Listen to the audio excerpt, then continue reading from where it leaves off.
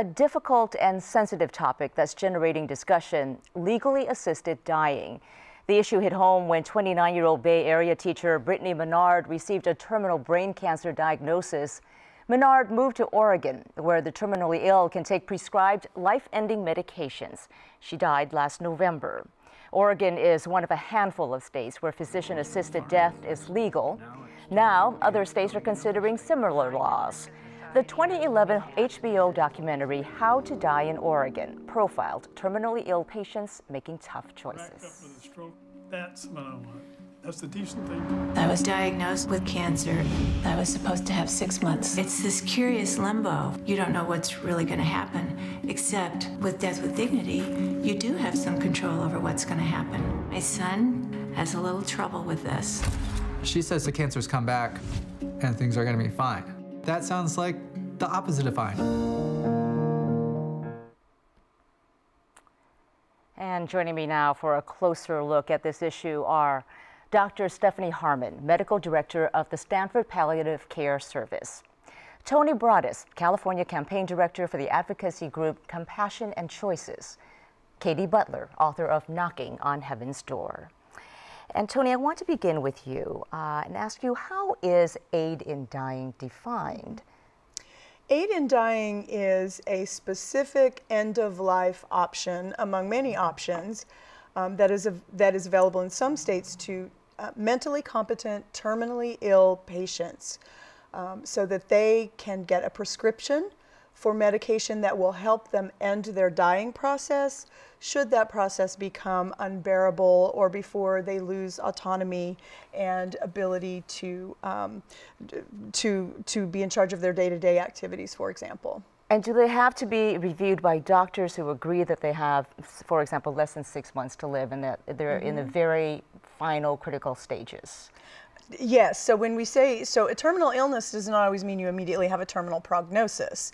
So what we're looking at here is when you get to the point in your illness that you're really entering the final stages.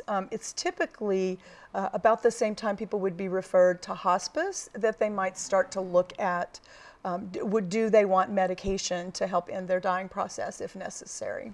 So there are about 5 states now where this is legal, whether it's through legislation or various court rulings. Are you now working with other states on legalizing? These are so-called death with dignity laws. Right. The first law passed was in Oregon, and that was titled a death with dignity law. We talk about it a little bit differently now because there are many ways to die with dignity, but the specific medical aid in dying is when you request medication to help you end that dying process.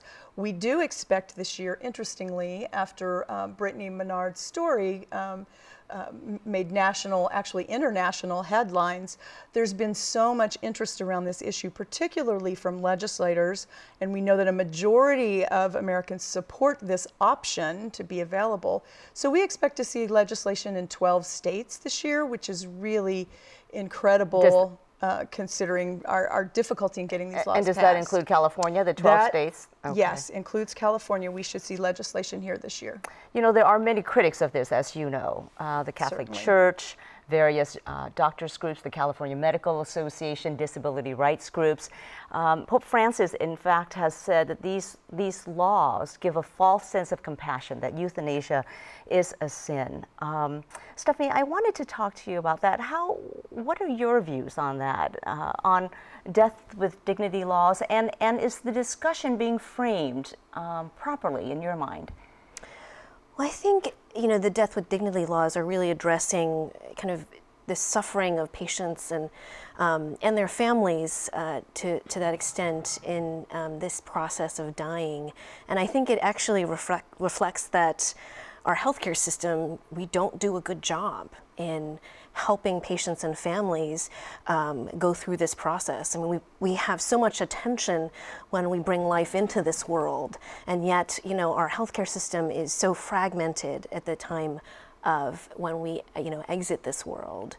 I think the death with dignity, it's addressing that need, but I think that it's not near enough to address the issues. We have enormous problems around how clinicians are communicating about you know, this process. What are some of those problems?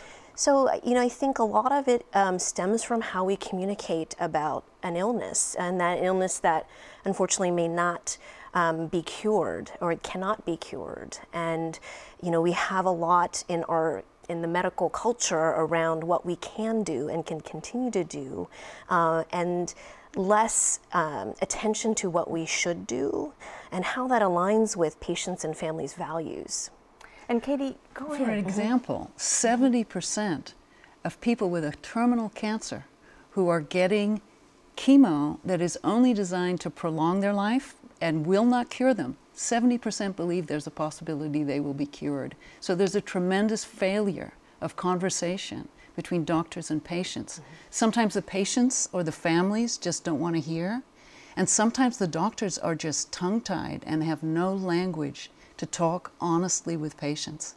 So the result is people often end up getting treatment after treatment that only destroys their quality of life and sometimes doesn't even extend their life at all. In fact, some people in hospice and palliative care live longer than the people who are getting very aggressive chemos or late-stage heart surgery that they're just too old to actually bounce back from. Katy, you wrote a very personal book about what you went through with your father in his final days, and about how his pacemaker kept him alive for much longer, perhaps than he might have wanted.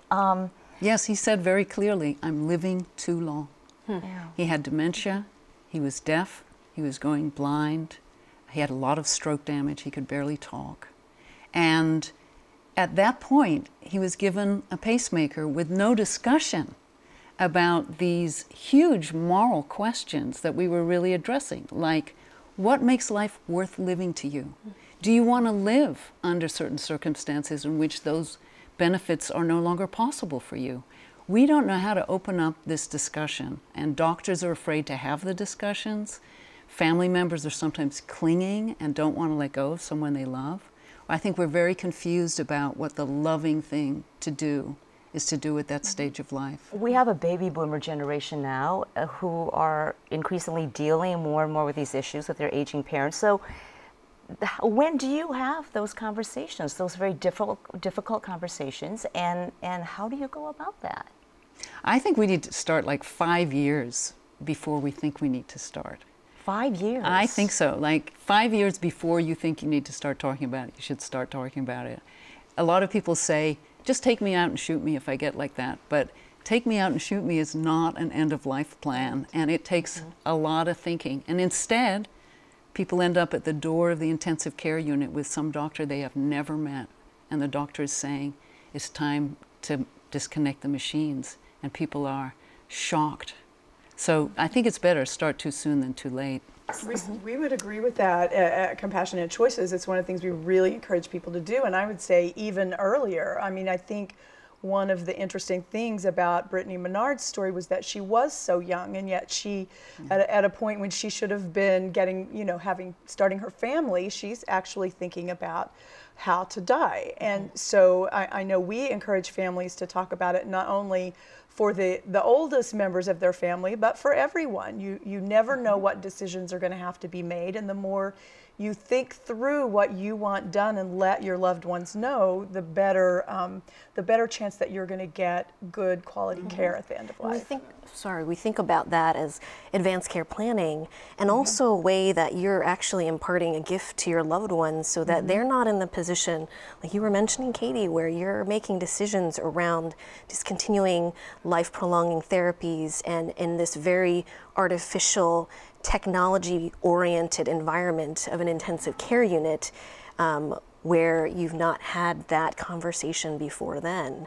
And it's such a gift for loved ones to know that this is what they've always told me. And so you're not getting into that kind of position, which is making such decisions under such duress and crisis. And I have to ask you this, Toni, because there are those who feel that if you legislate this and make it legal to have physician-assisted dying, that you're really going down a slippery slope. It opens the risk of abuse, and also, there may be no going backwards from that. How do you respond to that?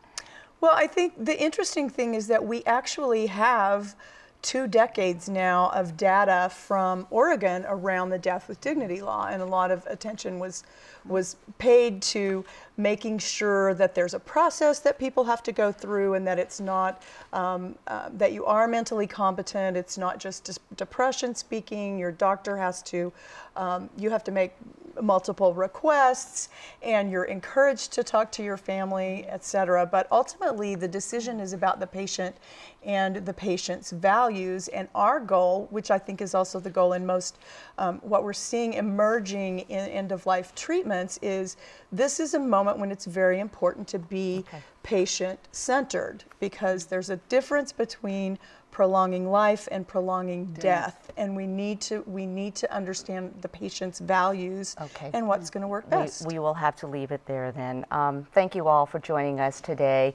Stephanie Harman, Katy Butler, and Toni Broaddus.